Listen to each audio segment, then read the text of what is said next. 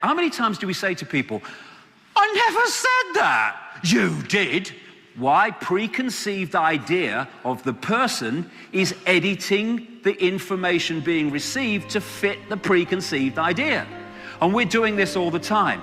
So another part of freeing ourselves is to free ourselves from belief. Not free-flowing, okay, I'm looking at this is what I feel at the time, but I'm open that it's something else in the light of new information. Instead of belief, rigid belief, I'm going to edit my reality to fit the belief. Where they want us to believe. Because when we believe, we are in a box. They want believers. They don't care if you believe fanatically in Islam or Judaism or Christianity or Barack bloody Obama. As long as you believe rigidly in something, then you have immediately reduced your ability to expand consciousness and read reality in an expanded way. Religion is mind. That's what it is. You see, once you have, I have this saying that I have, if you can tell me what you believe, you are in a prison. Because beliefs, when you give them names, take on identities. So, what are you? I'm a Christian. Okay, that means you must believe this or you're not a Christian. I'm a Muslim. That means you must believe this or you're not a Muslim. So once you say, here's the name of what I believe, the wall starts appearing, the rules and regulations appear, and people say, you can't say that, or you're not a Christian, you're not a Muslim. And again, the box is formed. Everything just is. We all just are. This is infinite possibility we're experiencing. And once you start to go into these systems of belief, then we're disconnecting from that and we become fragments of mind. These are people in a hypnotist stage show who have been hypnotized, even though they're not, to believe that they are evangelical Christians. Right? It's a mind game. You can make people do this. And they will read reality like that. And therefore not be all possibility. Worship. I am all that is, has been, and ever can be. And I'm worshiping? And I'm looking up to something as if it's bigger and better than me? We are all the same one consciousness.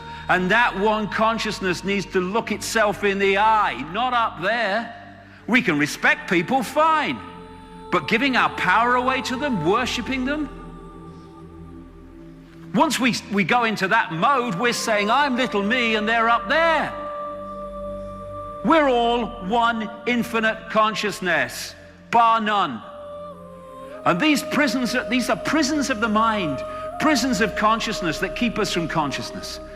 We call them religion, politics, race, the biggest one, self-identity, that hold us in servitude to little me, to limitation. I identify with my race. Why? It's a vehicle for your consciousness to experience this reality. What are you identifying with being black, white, or sky blue, pink for? It's just a vehicle. And it's all limitation. And when we see life through the tunnel vision of preconceived idea and rigid belief, we're never going to A, express our true magnificence, and B, we're never going to understand what the hell we're part of and what we're doing here. Because scientific experiments have shown that when you have a rigid belief system, whatever it is, the neurons in the brain fire off in a certain pattern. And in doing so, they are reading reality to fit the belief. And therefore, if we think in any belief system or perception system in the terms of limitation and little me, then what we create is the prison walls that put us in positions where we live lives of little me. Not because we are, because we believe we are. What can I do? I'm just little me. Well, that's it then. What are you going to do with your life? Nothing. Why? Because you don't believe that that's possible. I am infinite consciousness, all that has been, ever will be. Now I can start to come from that level instead of little me, and I can do things that a little me mentality would never do. Not because I'm better than little me, but because I don't believe I'm little me. And this one does. So if we open our minds and let the demons out, the demons of programming, out, and get this blank sheet of paper going. I am not going to read reality on what I've thought up to now. I'm gonna let the information be my guide. And if it is at odds with my religious belief system, my political belief system, or my cultural belief system, then that's fine, but I'm gonna go with information. And when we do that, it makes such a fantastic difference in our lives and what we can do and what we can achieve and make happen. Because if we are at our core, as we are, the real us, all possibility, then if we don't express that, then we're already withdrawing from what we are, all possibility, and we're living a few possibilities, very few in terms of many people.